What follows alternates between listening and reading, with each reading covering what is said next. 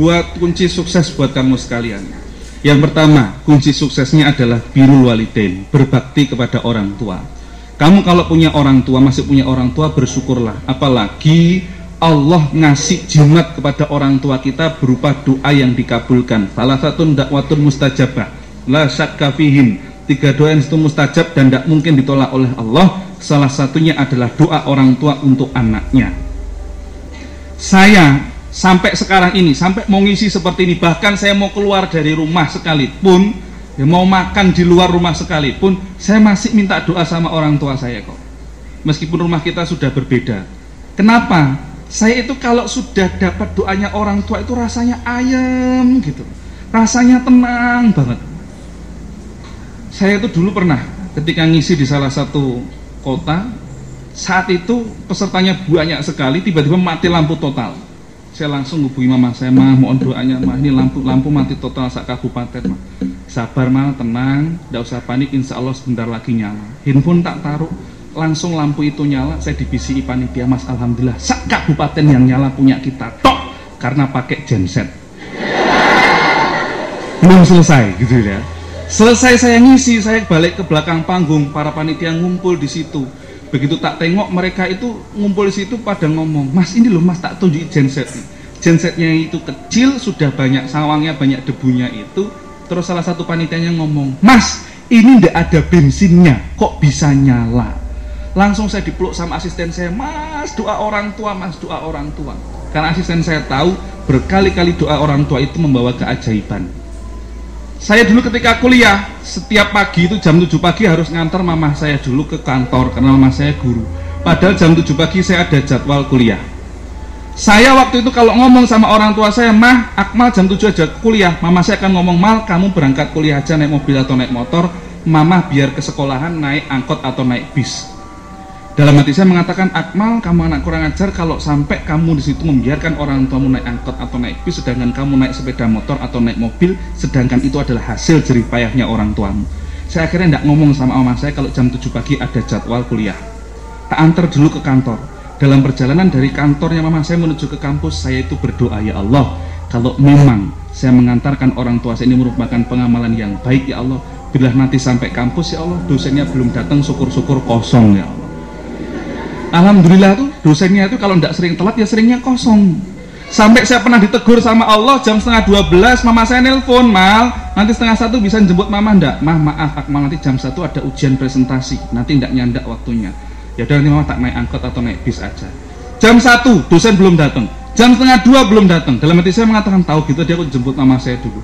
Jam 2 dosennya belum datang. Saya panggil ketua kelasnya, "Mbak, kamu kan ketua kelas, dari tadi kok cuma duduk-duduk ketawa-ketawa. Mbak, itu dosennya ditelepon loh, jam segini kok belum datang, gimana?" "Oh ya maaf, tak teleponnya."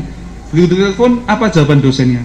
"Oh ya maaf, saya lupa, ujian presentasi diundur minggu depan." Semenjak itu saya marah kepada diri saya sendiri. Saya memutuskan saya tidak mau masuk kelas itu lagi. Saya memutuskan setiap siang saya harus jemput mama saya.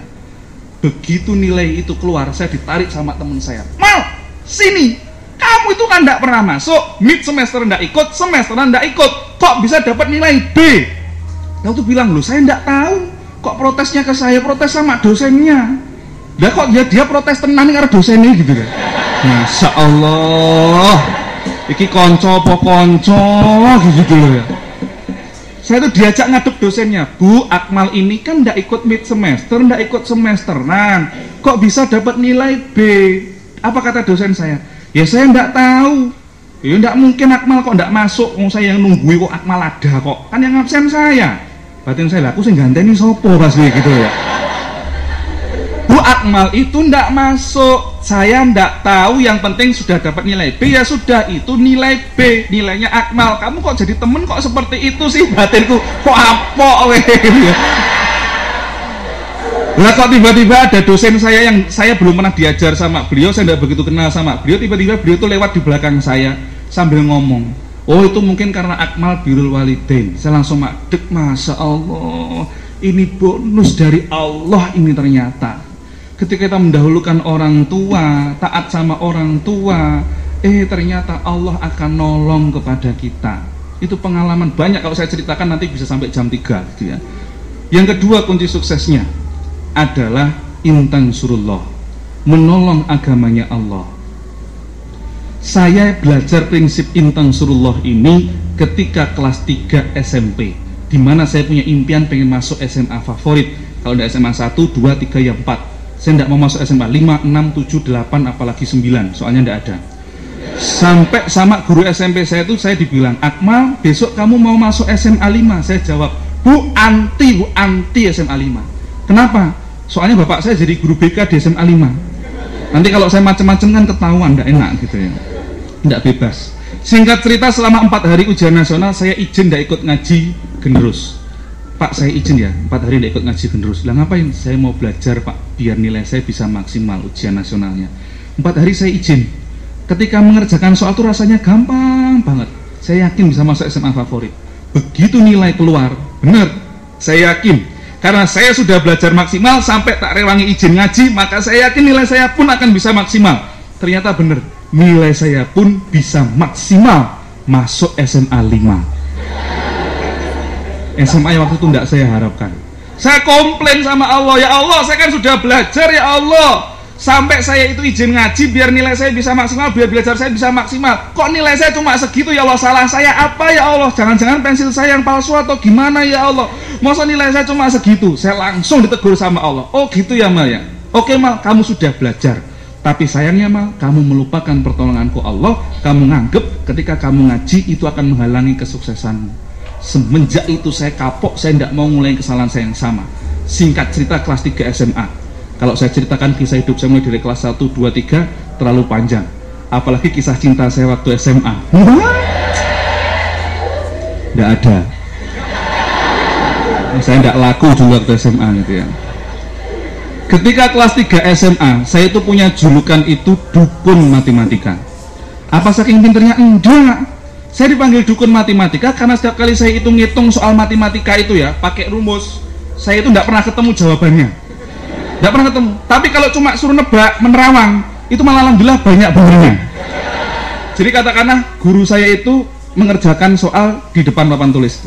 Saya dari belakang sudah bisa langsung nebak jawabannya. Pak, itu jawabannya -1 Pak, kata saya. Guru saya bilang, loh kamu sudah selesai loh, coba diteruskan ke depan. Cuma nebak Pak. Alah, bedek gitu ya. Begitu dihitung sama guru saya, ternyata benar jawabannya -1. Loh Pak, duluan saya atau Pak gitu.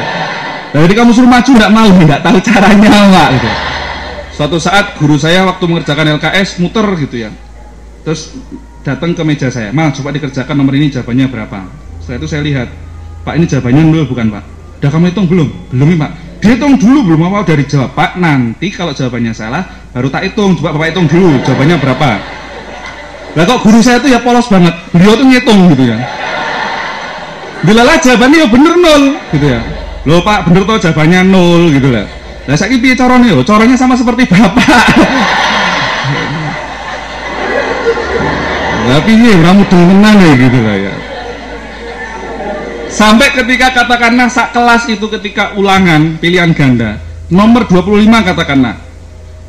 Sak kelas itu semuanya salah kecuali saya yang benar. Padahal saya cuma ngawur. Sampai teman saya yang paling pintar itu datang ke tempat saya. Mal, kamu nomor 25 kok bisa bener caramu gimana? Kamu salah toh? Iya. Mau aku mau tolong diajari caranya, Mal kok ngitung enggak ketemu-ketemu. Masa kamu pintar gitu aja enggak tahu caranya? Bener Mal aku enggak tahu caranya. Oh, gampang ini caranya. Gimana Mal? Oh, caranya yo rahasia gitu. Loh kalau saya ngomong ngawur saya enggak jadi keren gitu ya. Kapan lagi rotok makin sidik kan gitu ya. Umbung. Singkat cerita, saatnya ujian nasional matematika, ujiannya itu hari Jumat. Ujian saya zaman dulu itu kalau ada satu mata pelajaran yang nilainya di bawah 5 walaupun yang lain nilainya itu 10 nggak lulus sih. Sekarang enak di rata-rata gitu ya, urek tenani gitu ya. Ujiannya hari Jumat. Saya kenapa ingat ujiannya hari Jumat? Karena Kamis malam Jumat acara sambung kelompok. Waktu itu saya lemes, ya Allah, besok itu ujian matematika kok nanti malam ngaji ya Allah. Kalau nanti malam saya ngaji ya Allah, masa saya besok memakai haji-haji pengawuran ya Allah. Belajar saya kapan no ya Allah. Saya langsung ditegur sama Allah. Akmal, ingat pengalaman ketika kelas 3 SMP dulu. Ayo sekarang berangkat ngaji. Intang surul yang surkum. Wa tabbit aqdamakum. Berangkat kamu ngaji, tak tolong kamu besok. Betul, saya berangkat ngaji. Pertolongan Allah itu selesai saya ngaji itu langsung datang. Yang biasanya saya itu kalau mengerjakan soal itu loh ya, kalau belajar matematika itu lama banget. karena ngitung tidak pernah ketemu jawabannya. Selesai saya ngaji tuh loh, belajar saya tuh bisa cepet banget gitu, saking nggak mudahnya guys. Pasrah saya sudah guys. Udah habis belajar saya baca Quran, tidur, bangun malam doa malam, kemudian belajar lagi, baca Quran lagi, setelah itu sholat subuh, baca Quran lagi, belajar lagi. Saya mau berangkat sekolah, saya pamit sama orang tua saya minta doa sama orang tua saya. Di jalan-jalan saya ketemu orang yang saya kenali, tak minta doa semuanya. Matematika ya, tidak main-main gitu ya. Begitu saya sampai sekolahan, saya lihat teman-teman saya pada belajar semua, ya Allah, teman-teman saya kok belajar semua, ya Allah. Nanti kalau saya belajar malah lupa semua, gimana ya Allah. Saya tak baca Asmaul Husna aja ya Allah ya. Saya ingat betul, saya baca Asmaul Husna itu di bawah pohon yang rindang. Pohonnya itu tingginya kurang lebih sak meja ini. Saya duduk di bawah itu gitu ya. Asli, saya masih ingat pohon itu setiap kali ke depan kelas saya gitu ya. Saya duduk di situ baca Asmaul Husna terus. Begitu sudah masuk, lembar jawab dibagi, diisi identitasnya, lembar soal dibagi. Begitu lembar soal dibagi, pengawas mengatakan, baik anak-anak, selamat mengerjakan. Karena saya yakin, tadi malam saya sudah ngaji, saya yakin dengan firman Allah, intang surullah, maka saya yakin ini bakal ditolong sama Allah. Betul, begitu soal ini tak buka, stres saya. Ya Allah, ini caranya gimana ya Allah. Perasaan kemarin saya sudah belajar, ya kok banyak yang tidak ngerti caranya ya Allah. Akhirnya saya berdoa, ya Allah, tadi malam saya sudah ngaji loh ya Allah. Saya yakin firman-Mu ya Allah, intang surullah ya Allah. Saya yakin mesti Kau tolong ya Allah. Ya Allah, saya sudah belajar loh ya Allah, dan sudah usaha loh ya Allah.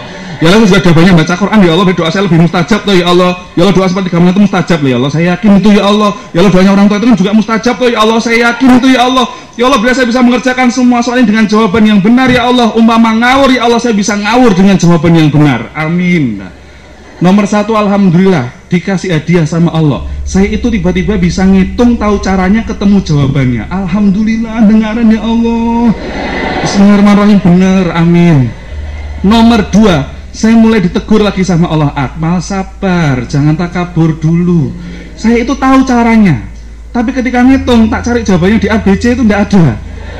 Katakanlah saya ngitung itu hasilnya 201, di ABC itu angka terendah itu 301. Duh, kok piye to iki to? Kok beda iki angkane? Alah, iki wis gur kajek siji ora apa-apa, semono bener amin. Nomor 3, saya tambah di situ ndak ngerti caranya. Wes nganggo aji-aji biasane. Wis ketok iki angkane apik iki lah, bismillah bener amin. Teman-teman saya sudah minta coret-coretan. Lah saya bingung, aku arep njaluk coret-coretan tak nggo apa? Nek ra njaluk isini-isini. Akhirnya ketika saya ngitung tuh angkanya tak besar-besar kayak gitu loh.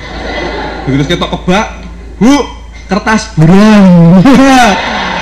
Lumayan gitu ya. Paling lah kita ujian tenangan gitu ya.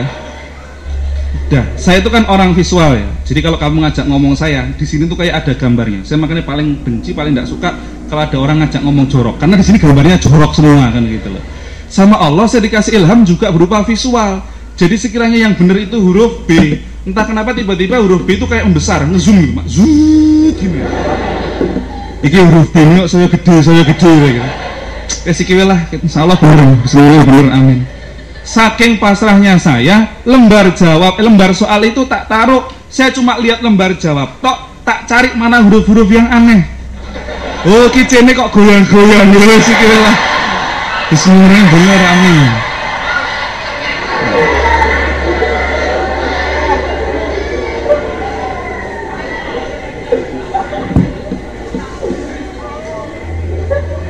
Setelah selesai jawaban tak tulis kertas coret-coretan, saya berdoa kepada Allah. Ya Allah, alhamdulillahirabbil alamin, ya Allah, atas ilham yang telah Engkau berikan kepada saya ya Allah. Ya Allah, saya tahu Engkau itu Maha Kuasa ya Allah. Ya Allah, semua nanti ada jawaban saya yang salah ya Allah. Tolong ya Allah, nanti dibetulkan ya Allah ya. Saya minta tolong ya Allah. Saking pasrahnya saya sama Allah. Begitu keluar, saya lihat teman-teman saya pada ngumpul depan kantor. Saya tanya, itu pada ngapain rame-rame depan kantor? Itu nyocokin jawaban matematika mal. Innalillahi wa inna ilaihi raji'un. Kenapa harus dikeluarkan sekarang? Kalau sampai saya tahu di situ nyocokin terus nggak lulus, saya bisa stres. Tapi kalau nyocokinnya saya itu besok, stres saya bisa lebih lama. Ya pada bodoh stres saya isi sanwe lah. Bismillah. Saya cocokkan nomor 1 yang saya alhamdulillah bisa ngitung, tahu caranya, tahu ketemu jawabannya, alhamdulillah bener. Alhamdulillah ya Allah, akhirnya Nomor 2 yang saya tahu caranya, tapi jawabannya itu ndak ada. Saya ngitungnya 201 di ABC, angka terendah 301. Tak pilih yang 301. Alhamdulillah juga bener. Oh tenang toh, kacek sih mau. Kurang teliti berarti aku gitu ya. Yang lebih hebat itu yang nomor 3 sama sekali ndak ngerti caranya, cuma ngawur itu loh. Lah kok bisa salah? Padahal biasanya kalau ngawur bener. Lemes ya Allah, ini padahal banyak ngawurnya daripada ngitungnya loh ya Allah. Nah kok malah walik ini ya Allah. Alhamdulillah dari 40 soal itu ada 1 soal yang salah soal. Saya dihibur sehingga yang dihitung itu cuma 39 soal. Alhamdulillah dari 39 soal itu matematika saya itu salahnya itu salah 2. Nilai ujian matematika saya itu 9,7. Sampai ketika nilai itu keluar saya dipanggil pakai apa itu megapon itu, toa itu loh ya, megapon gitu ya, toa itu loh ya. Panggilan kepada saudara Akmaluddin Akbar dari kelas 3 IPA 2 supaya menuju ke kantor sekarang. Wah, sing njaluk kayak kita Pak Darmanto, guruku matematika ya. Begitu saya masuk ke kantor, belum masuk ya, di depan pintu kantor. Jadi pintu kantornya itu kayak gini nih, kanan kiri ini meja guru berhadapan-hadapan, tengah ini karpet merah. Wow. Di ujung sana sudah ada guru matematika saya. Beliau itu loh, kok tiba-tiba berteriak Akmal gitu ya. Saya pun akhirnya lari slow motion gitu ya. Pak Darmanto gitu ya. Lari slow motion ini maksudnya jalan kaki gitu loh. Kadang saya bingung ini ngopo gitu ya. Begitu saya sampai di depan beliau tuh, baru kali itu loh saya dipeluk oleh beliau tuh sampai mabuk keringet. Ya Allah, Akmal selamat, selamat. Kamu kok bisa dapat nilai 9,7, coromu piye? Wow, rahasia. Semenjak itu saya semakin yakin, Akmal kalau kamu mau berhasil, yuk yakin sama firman-Nya Allah, intang surullah. Kalau kita menolong agamanya Allah, maka Allah akan menolong kepada kita. Alhamdulillah, jazakumullahu khairan. Mudah-mudahan Allah memberikan manfaat dan barokah.